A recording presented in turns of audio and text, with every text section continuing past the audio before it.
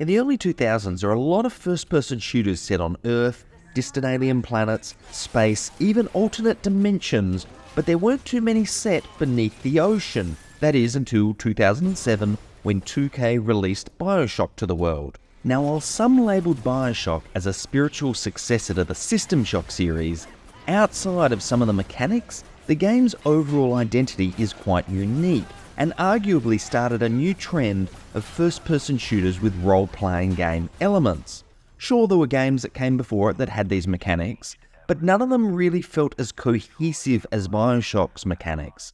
A big part of this came down to the excellent world building and strong narrative. And side note, it also started a trend of no first-person platforming, and that's something I know we can all get on board with. Now, the version we're going to be playing today is Bioshock Remastered for PC, which was released in 2016 and is effectively an incremental modernization of the original game, mainly focused around graphical and compatibility matters. Generally, when I create a retrospective, I play through the original title. If there's a remaster or a remake, I generally make a review of it. However, in this case, given the differences are so minor, and the remaster is what I would recommend most people go out and play, that's the version we'll be reflecting on today. There's a nice little bonus if you do purchase a remaster on Steam. You actually get the original version included in the purchase also, so if you do have some reason to play the very original title, you can certainly do that. Now, as I mentioned, the platform we're going to be playing on here is the PC. However, upon the game's release in August 2007, it was also available on Xbox 360 and then later became available for the PlayStation 3 in October of 2008. Since then, there's been a variety of re-releases of the game, with even the Nintendo Switch seeing a port. With one of the highest Metacritic ratings at the time, supported by an exceptionally strong sales release, it's no surprise that we saw a sequel just 3 years later in 2010, and a third entry in the franchise another 3 years later in 2013. There was also some DLC for these titles released, and all said and told, the franchise has enjoyed enormous success. Bioshock was successful for many reasons, and one of these was its story. Up until the early 2000s, I could describe most first-person shooters' story in a sentence or two. For example, you play as a World War II soldier battling through the Eastern Front, or top-secret research project goes wrong and aliens invade. I can't even come close to doing this with Bioshock, because its story feels more like that of a cinematic experience than that of a linear story through the eyes of a protagonist. Now, don't get me wrong, there have been titles that have lent into this cinematic experience before. The Normandy landing in Medal of Honor, or the surface tension level in Half-Life are good examples of this. However, these are largely isolated segments within the game's other story progression mechanics. What's so special about Bioshock is that the whole game feels like a cinematic experience, with a clearly defined start, middle and ending, complete with twists and turns to keep the player engaged. It's probably no surprise that at the time of recording this, Netflix are working on a film adaptation of the game, because the game did such a great job of establishing a very cinematic themed environment. The actual story itself focuses on the protagonist surviving a plane crash in the middle of the ocean, only to discover a mysterious beacon which leads to an underwater city called Rapture. However, by the time the player makes their way down to Rapture, it's very evident that some sort of event has taken place that's turned this once peaceful city into a dangerous place with splicers, genetically altered humans, not to mention Rapture's security systems, waiting for the player at every turn. The story is delivered via a mixture of pre-rendered cutscenes and first-person cutscenes, with much of the exposition being delivered via audio logs which you collect throughout the roughly 15-hour journey through the game. Honestly, the story here is exceptional, and it's one of my favourite video game stories of all time. It's just that good.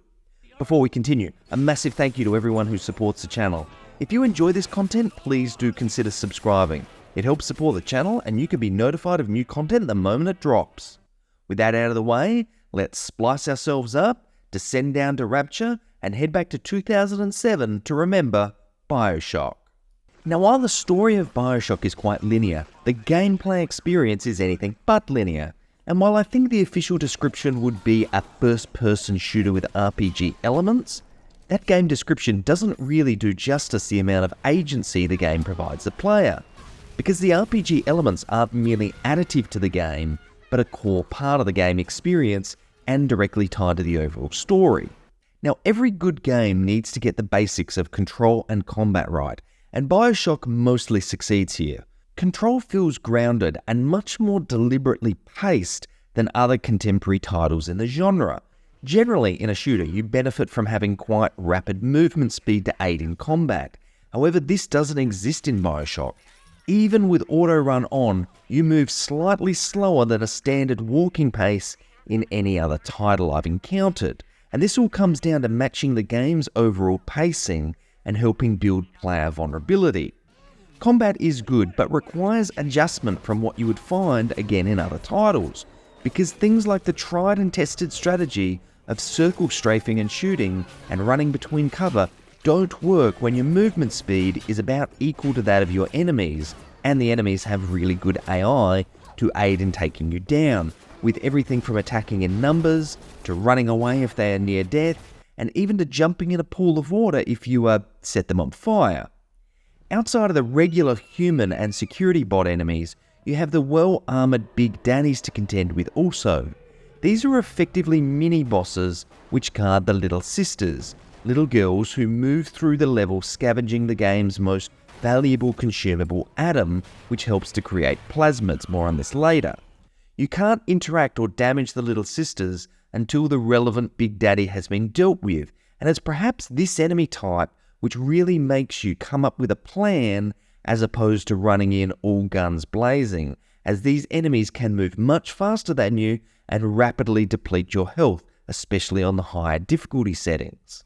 Of course, once the relevant big daddy has been down, you can either harvest or rescue the little sister, depending on your moral compass and your desire for the associated atom that each choice represents. However, sparing them by rescuing them does net the player some additional benefits as you move through the game, balancing out the loss of the additional upfront atom by harvesting them. Now, outside of combat, there are several RPG mechanics which can impact the overall player experience. Firstly, there's plasmids, which are effectively on-demand special abilities powered by a consumable called Eve.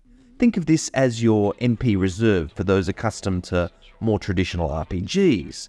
As you progress through the game, you collect several new plasmids which can be equipped, as well as others which can be purchased using Atom, which you collect from the aforementioned Little Sisters.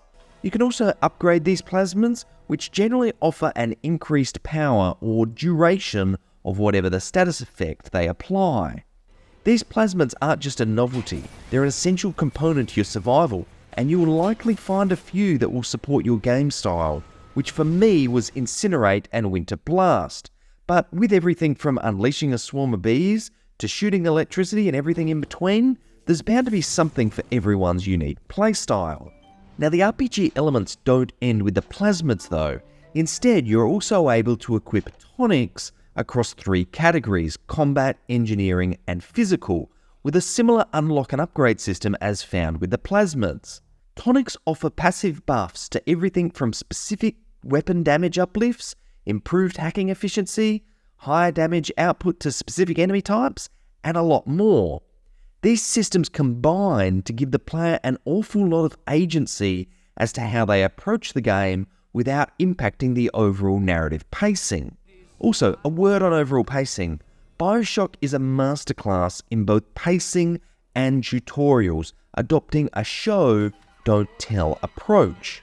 Within the first 15 minutes of the game, you've learnt all the controls, understood how plasmids work, understood the Big Daddy threat, and uncovered some of the mystery of Rapture. You would think this would be a bad thing, but the overall pacing of it is just right and creates a really great hook to keep the player engaged in the early game before answering just enough questions in the mid-game to keep the player engaged until the end.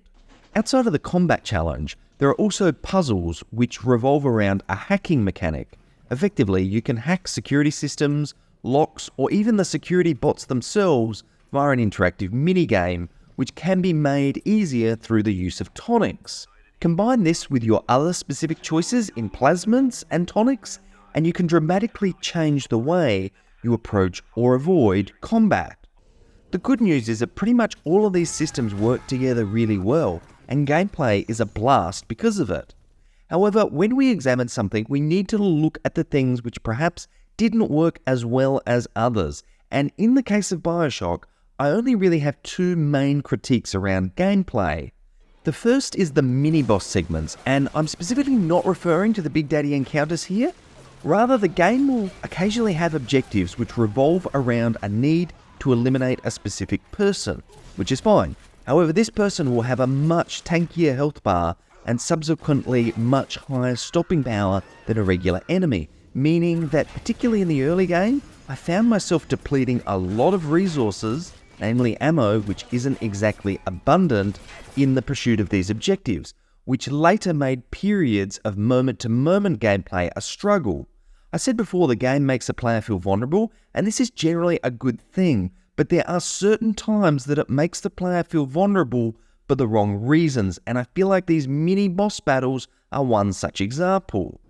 The other criticism I have revolves around some of the objectives being rather cryptic in how they need to be achieved. But I have a feeling this was actually picked up during playtesting because there's actually a show hint option within the pause screen which generally explains how to complete the objective. I do think this could have been organically improved with just a few changes to the dialogue or actual objective titles, but regardless, the hint system does go a fair way to obfuscate the problem.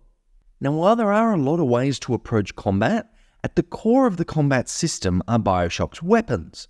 Effectively, Bioshock offers a range of weapons which can be used alone or ideally alongside the game's plasmids to defeat the many adversaries you'll come across. What Bioshock does a little differently to most traditional first-person shooters, though, is not give the player access to a perfectly aiming, zero recoil, ammo-abundant weapon with superhuman reload times. Instead, as you collect the game's many weapons, they will have a large amount of sway, substantial recoil, scarce ammo, and a reload time which rivals my elderly mother reversing out of her driveway. That is, until you upgrade them at various points throughout the game, improving things like their handling and magazine size. You can also pick up different ammo for some of the weapons, which are more or less effective depending on your target, and even build some of these ammo types yourselves from materials you find lying around. It's a good way to scale the player with the game, and believe me, against some of the later game enemies, you'll absolutely need to have upgraded weapons. First off, we have the trusty wrench. Swing it to break small rubble, or keep swinging it to take out an enemy. Ideally, you want to have a frozen status effect on the enemy from the associated plasmid before this swing though. Given the very limited ammo in the game, you'll end up using this wrench a lot more than you might first think, and to be fair, it does pack quite a wallop. Just make sure you're only taking on one enemy at a time or things can get dicey. Next up is the pistol, which is acquired fairly early on in the adventure and will carry you through some of the very early game. The pistol also retains its usefulness much further on in the game due to its ammo being quite abundant, as well as the ability to switch to anti-personal or armor-piercing rounds. Then we come to the shotgun, and while a lot of first-person shooters have borderline overpowered shotguns, Doom 2 comes to mind here, Bioshock's shotgun doesn't fit this category, at least until it's been upgraded several times over. With only 4 rounds in the magazine and a lengthy reload animation, you're often better switching to another weapon to finish off a group of enemies as opposed to reloading. Like the pistol, there are other ammo types such as the electric and exploding type bucks, but for me, I generally used plasmids for these effects, so I didn't focus too much on stockpiling these other ammo types. The first and only true automatic weapon comes next, which is the machine gun. This is a good all-round weapon, and while it's initially quite inaccurate due to its high recoil, you can fairly easily compensate for this by using short controlled bursts. Like the pistol, it also offers anti-personnel and armor-piercing rounds, which can absolutely shred some of the game's more powerful enemies. Alas, the ammo for these is equally scarce. Now, Bioshock couldn't legally be called a first-person shooter if it didn't have some type of grenade weapon, and to fill this spot we have the grenade launcher, which is one of the most fun weapons in the game. Basically, you shoot a grenade out which explodes on impact, doing a heck of a lot of splash damage, ideal for groups or powerful enemies. There's also a proximity mine ammo type, which effectively lays a mine for an enemy to trigger, again doing a lot of splash damage. Lastly, there's also a heat-seeking RPG ammo type, which in my entire playthrough, I think I found 1 or 2 ammo supplies for, and therefore didn't actually use it. The next weapon is the chemical thrower, and for me this is the weakest weapon of the bunch, not by stopping power, but by general utility. Effectively, it sprays one of 3 different types of gel, fire, ice or electric. Sounds pretty cool, but the challenge is that all 3 of these things can be achieved by plasmids, allowing you to better balance your ammo and EVE supplies. I guess you could make a case that you might want 3 other plasmids in your plasmid slots, but for me this weapon just didn't really gel with me. The final ranged weapon is the crossbow. This is a super high powered weapon which is found in the second half of the game and can one-shot most enemy types excluding bosses or big daddies, although it will still do considerable damage to them. There's both steel tip and incendiary bolts, but the interesting one here is actually the trap bolts. Bolts that shoot out and establish somewhat of a laser trip mine, quite useful for creating choke points. The last item which occupies a weapon slot isn't actually a weapon at all, or at least it's not a conventional one, but it's a camera that can be used on enemies to uncover weak spots and deal enhanced damage.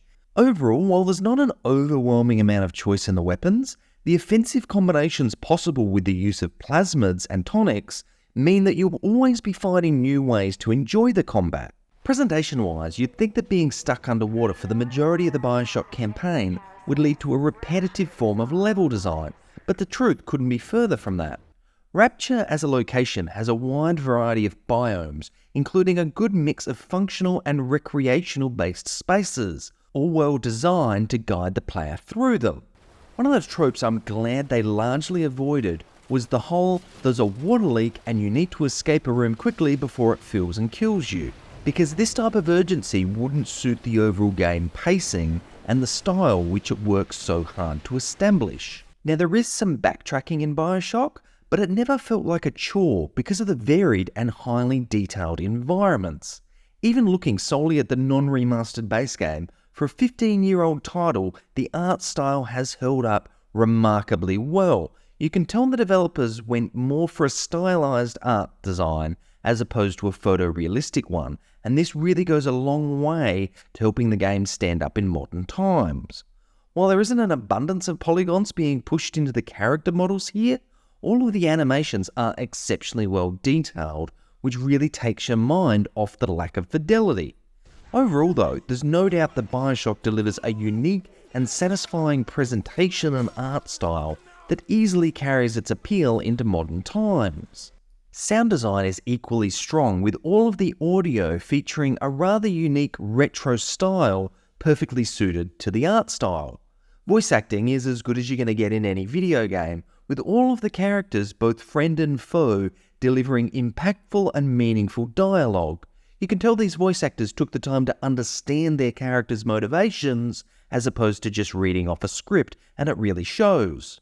The music score is equally good, and throughout the adventure, you get a rather subdued but impactful score. The best way I can describe it is the music does a great job of pulling you into the Bioshock world so well that you actually forget about the music, and I know that might not sound like it, but it's actually a compliment. Now, Bioshock has won many awards, more than I could poke a stick at, and there's a good reason for this. It's an excellent game. You can tell from the first moment you jump into the game that the developers went all in on world building and never took the easy way out. There's no text dumps explaining the world here. As you progress through the game, you get to experience the world and draw your own conclusions on the morality of it, a fact which is later reinforced by the decision to harvest or rescue the Little Sisters. Of course, world building is only one part of the equation though. There needs to be a good game existing within the world, which there is. A game which strikes a great balance between linear progression through its first-person shooting segments and player agency through its RPG elements. I could go on and on about Bioshock, but it wouldn't change the bottom line, which is that Bioshock is an exceptional game, and anyone with a passing interest in first-person shooters All role-playing games should experience it at least once. But that's enough from me. Do you agree or disagree with my opinions? Let me know down in the comments below. And as always, thanks for watching.